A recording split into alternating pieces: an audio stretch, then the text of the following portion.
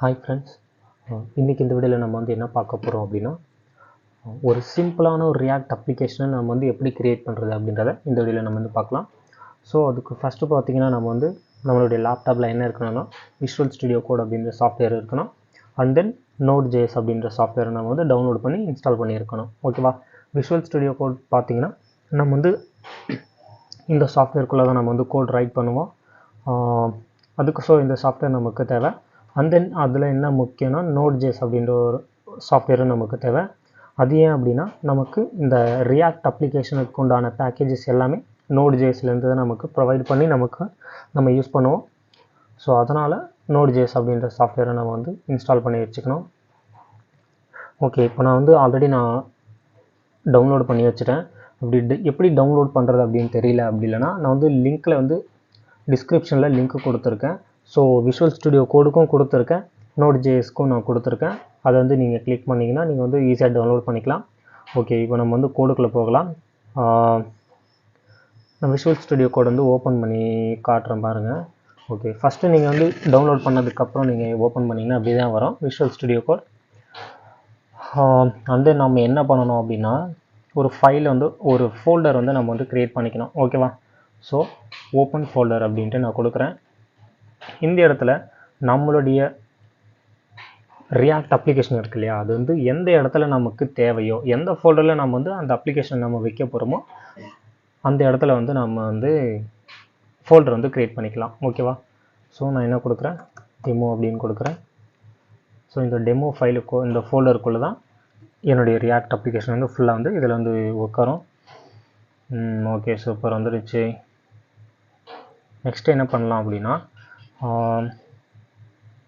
Terminal open பண்ணிவிட்டு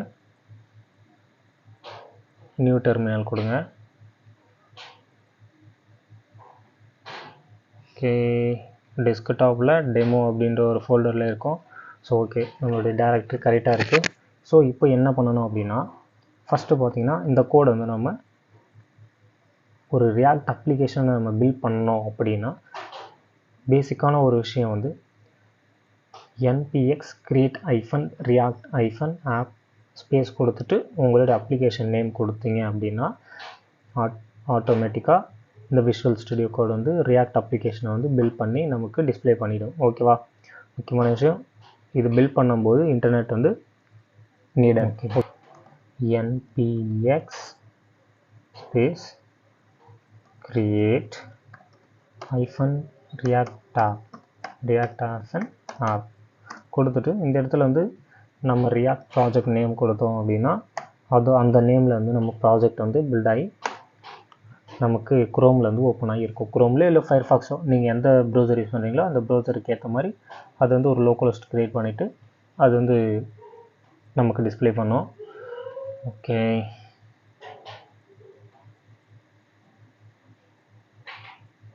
sometimes internet ஸ்லோவாக இருந்தால் கூட கொஞ்சம் லேட் ஆகும். அதே மாதிரி உங்களுடைய லேப்டாப் வந்து ரேம் அதிகமாக இருந்துச்சு அப்படின்னா ஒன்றும் பிரச்சனை இல்லை. லேப்டாப் ரேம் கம்மியாக இருக்குது அப்படி இல்லைன்னா இந்த நெட்வொர்க் ப்ராப்ளம் இந்த மாதிரி சின்ன சின்ன விஷயங்களால் வந்து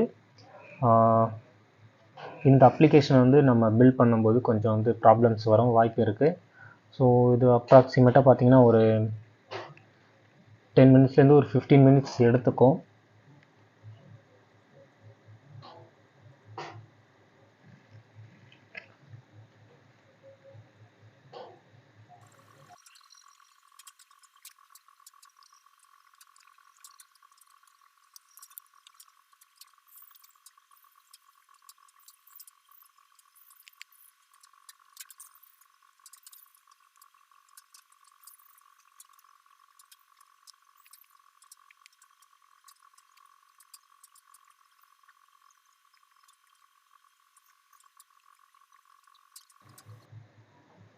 ஒன்ஸ் பேக்கேஜ் வந்து இன்ஸ்டால் ஆனதுக்கப்புறம் இந்த 2 லைன்ஸ் நமக்கு வந்து எப்பயுமே டிஸ்பிளே ஆகும்.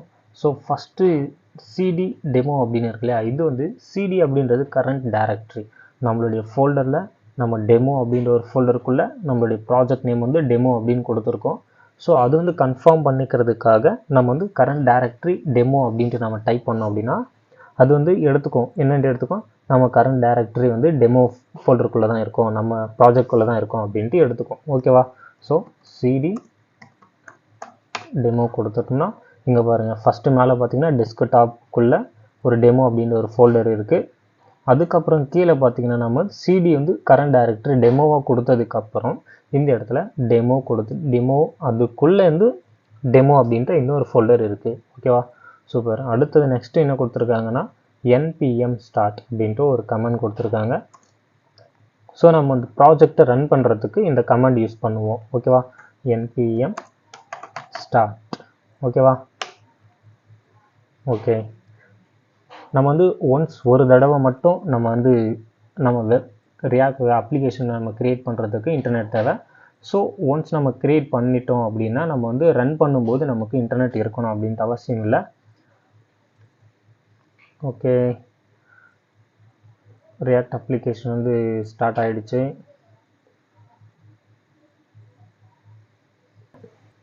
பார்க்கலாம், ஏன்னா என்னுடைய சிஸ்டம் வந்து கொஞ்சம் ஸ்லோவாக இருக்குது, ஸோ அதனால் கொஞ்சம் லேட் ஆகும். ஓகே, இங்கே பாருங்கள், நான் வந்து குரோம் ப்ரௌசர் எனக்கு வந்திருக்கு. ஸோ இது வந்து ஒரு லோக்கல் ஹோஸ்ட்டாக நமக்கு வந்து டிஃபால்ட்டாக நம்ம ரியாக்ட் அப்ளிகேஷன் நம்ம க்ரியேட் பண்ணோம் அப்படின்னா டிஃபால்ட்டாக லோக்கலிஸ்ட் 3000க்குள்ளே தான் வந்து இந்த போர்ட்டுக்குள்ளே தான் வந்து நமக்கு டிஸ்பிளே ஆகும். ஓகேவா, இன்னும் லோடிங் ஆகிட்டுருக்குன்னு நினைக்கிறேன்.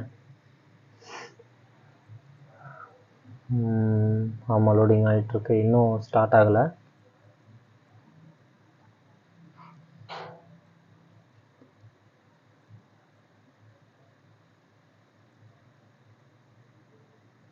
ஓகே, நம்ம ப்ரௌசரில் ரியாக்ட் அப்படின்னு பார்த்துட்டோம்னா கொஞ்சம் நிம்மதியாக இருக்கும்.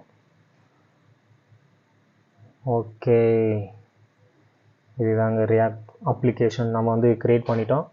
சிம்பிளாக வந்து ஒரு பேசிக்கான ஒரு ரியாக்ட் அப்ளிகேஷன் நம்ம வந்து க்ரியேட் பண்ணிட்டோம். ஸோ நெக்ஸ்ட் வீடியோவில் நம்ம வந்து அடுத்தடுத்த வீடியோஸ் நம்ம பார்க்கலாம். நெக்ஸ்ட் வீடியோவில் என்ன பார்க்கலாம் அப்படின்னா இந்த ரியாக்ட் அப்ளிகேஷனுடைய வந்து ஃபோல்டர் ஸ்ட்ரக்சர் அப்படின்னு சொல்லுவாங்க. ஸோ இதுதான் அந்த ஃபோல்டர் ஸ்ட்ரக்சர். இது எல்லாத்தையும் நம்ம வந்து கொஞ்சம் டீட்டெயிலாக வந்து நெக்ஸ்ட் வீடியோவில் பார்க்கலாம். ஓகே, பாய்.